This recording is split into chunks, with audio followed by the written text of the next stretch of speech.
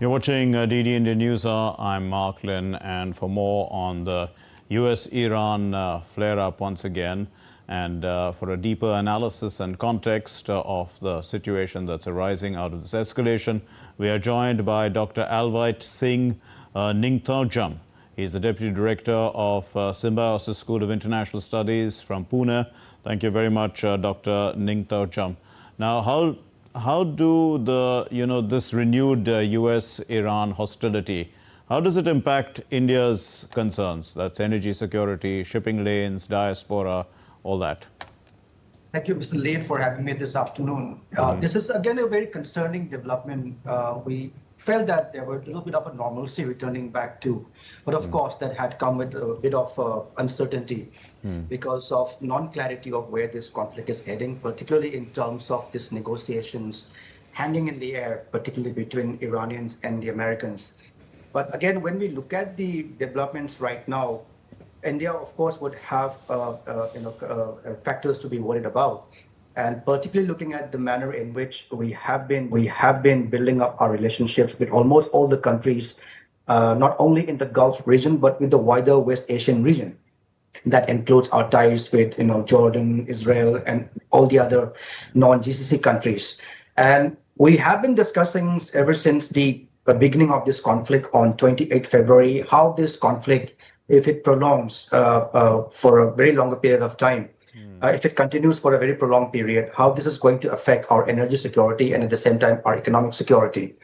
Right. We have seen number of reports, discussions which are taking place right now about how a blockade of this of the Strait of Hormuz, from where a bulk of our resources come into the country, would have an impact on us. This is again, we are now have certain concerns to be worried about. Yeah. When it comes to diaspora, I think the first and the foremost concern for India right now would be the safety of our Indian expatriate community. Almost about 10 million people who are residing in this region. So we have seen the difficulty of evacuations already in the early 90s during the Gulf War I, from 1990 to 1991, and we have seen that around 2015. And at the same time, the profile of this workforce has also changed. Sure. So that again adds to another layer of the complexity. But Dr. Ningthoujam, also, what diplomatic options does India have currently? Because India balances its ties very well with Washington, with Tehran, and the Gulf partners that you were talking about. But there are escalating tensions, and India seems to be at the receiving end sometimes. So, what are India's options? Exactly. As we are building our political profile, economic profile in the region, I think this would also give us some sort of a leeway to discuss our concerns with the stakeholders in the region. And I'm sure there are back-channel diplomacy, which is again a very important element of the diplomacy or foreign policy. Back-channel diplomacy are going on.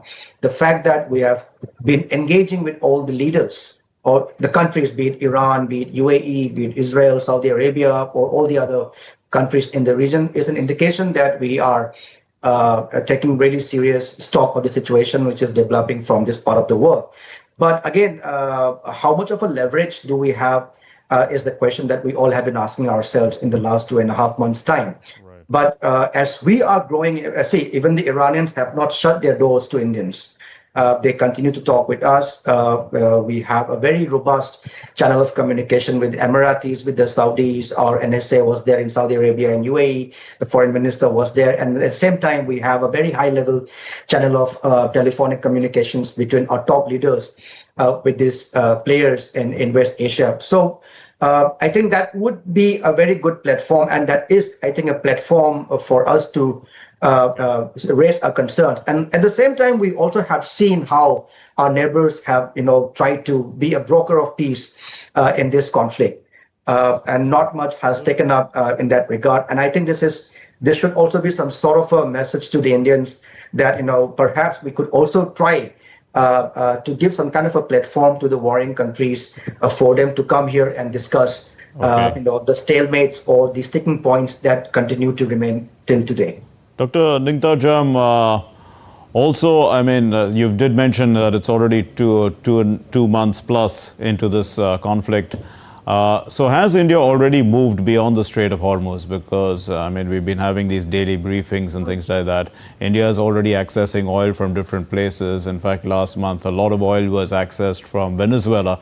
So, you know, how insulated has India become from this economic impact of the conflict if it's prolonged?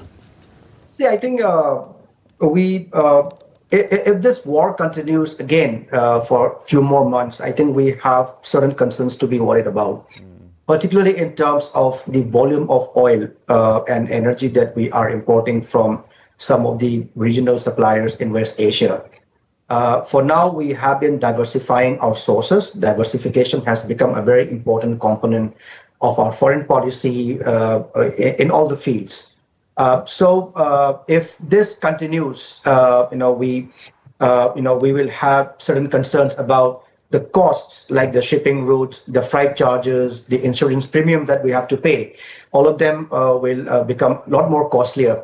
But at the same time, the fact that we are getting oil from Russia and we are also from other sources in Africa, as well as from US, should also give some sort of a leverage to us, or a breather to us for the immediate. But again, in the long run, if it becomes, I think there is already a problem with the structural limitations that, the supply chains, once they are disrupted for a very prolonged period of time, and given the volume of oil and energy which we are importing from this Gulf countries, if this sort of a stalemate continues, and if there is, and again, a closure of the Strait of Hormuz, we will be affected to an extent.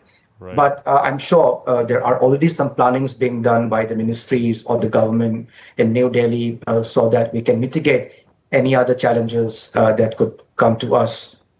With regard to the economic security, we already are increasing our economic cooperation and partnerships with almost all the countries in the region. UAE, of course, is one of the strongest partners for us right now. Saudi Arabia is another partner.